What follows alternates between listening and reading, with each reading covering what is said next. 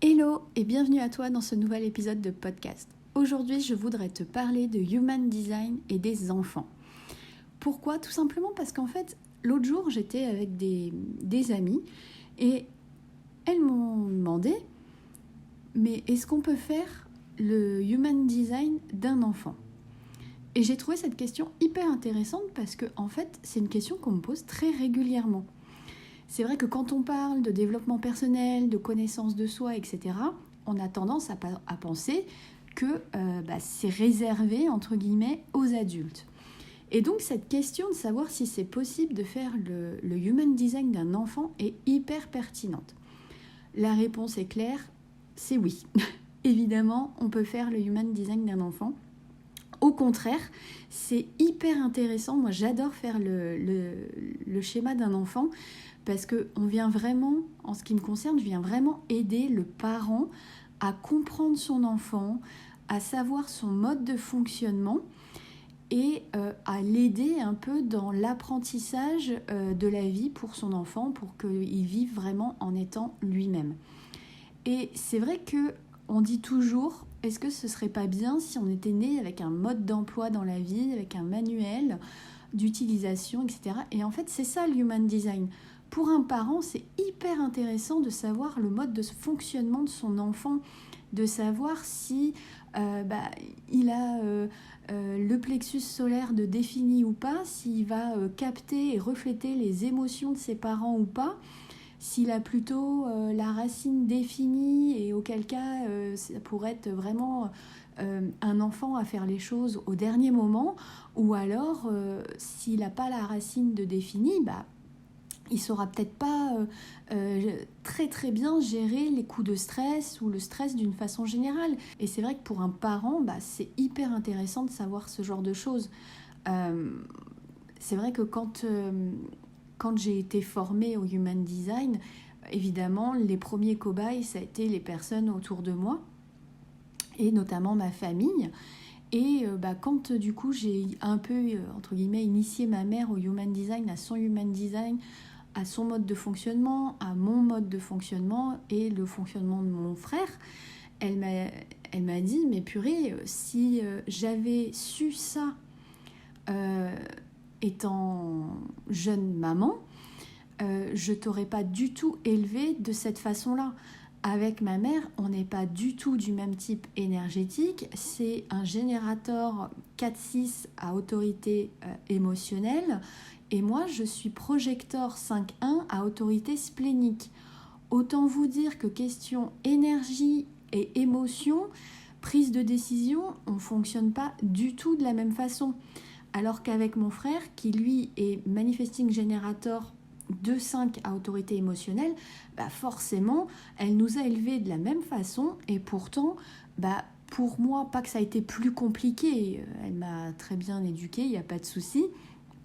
Mais ça aurait été plus facile de m'apprendre à être qui je suis vraiment, alors qu'en fait, sans le savoir, elle m'a tout simplement conditionnée à être une personne à autorité émotionnelle surtout.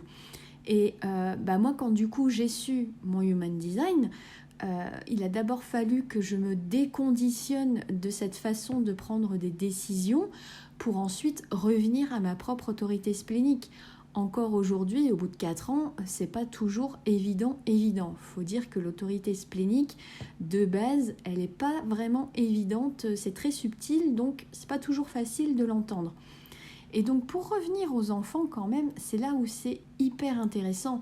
C'est que si dès le plus jeune âge, on leur apprend à être vraiment eux-mêmes, on pense notamment aux manifestors qui ont ce besoin de liberté et qui peut être un enfant très impulsif qui, s'il décide qu'il a envie d'aller dehors, il va dehors sans prévenir ses parents.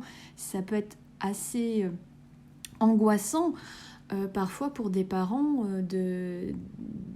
d'avoir un enfant manifestor. Et quand ça, on le sait, on apprend à l'enfant, quand il est petit, à demander la permission pour qu'une fois qu'il arrive adulte, il sera très naturel pour cet enfant devenu adulte d'informer en fait son entourage des actions dont les gens vont être impactés, parce que de base c'est pas du tout naturel chez eux. Et donc du coup, d'enseigner ça aux parents, ça peut aussi leur faciliter la vie à eux et faire des enfants qui seront nettement moins conditionnés, parce qu'il ne faut pas rêver, on ne pourra pas retirer tous les conditionnements possibles, mais si déjà on peut retirer les conditionnements, ou du moins certains conditionnements familiaux, bah c'est déjà un gros bonus dans la vie d'un futur adulte. Il faut quand même savoir que de base, le Human Design a été conçu pour les enfants, pour aider justement les parents à élever les enfants dans leurs propres énergies à eux et non pas les énergies des parents. Et faut savoir aussi que on dit que jusqu'à 7 ans, un enfant va vivre pleinement son design en fait, de façon naturelle. Il vit son design jusqu'à 7 ans.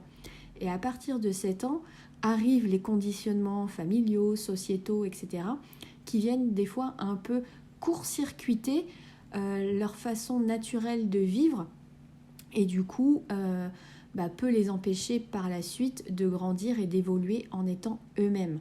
Ça en fait des adultes un peu plus conditionnés quand même que s'il avait été élevé dans sa propre énergie.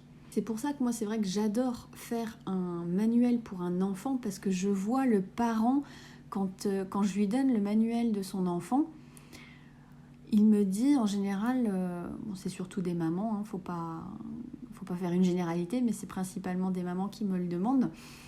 Elles me disent souvent, mais c'est trop ça, c'est trop mon enfant, je le reconnais, etc. Et c'est vrai que ça permet quand même de faciliter un peu la vie du parent pour vraiment comprendre le mode de fonctionnement de son enfant. Et ce qui est génial, c'est quand le parent lui-même est initié à son propre schéma à lui, parce que du coup, s'il y a un centre... s'il y a un centre, par exemple le centre du cœur, il y a une maman qui a le centre du cœur qui est défini et son enfant n'a pas ce centre du cœur défini, elle ne va pas lui demander d'être motivé H24, alors que si son enfant avait le centre du cœur défini, elle pourrait pousser un peu plus du côté de la motivation chez son enfant. Elle ne va pas pouvoir lui demander d'être motivé tout le temps si ce centre du cœur n'est pas défini chez lui. Voilà, c'est tout pour aujourd'hui. J'espère que cet épisode t'aura plu et je te dis à très vite pour un nouvel épisode de podcast.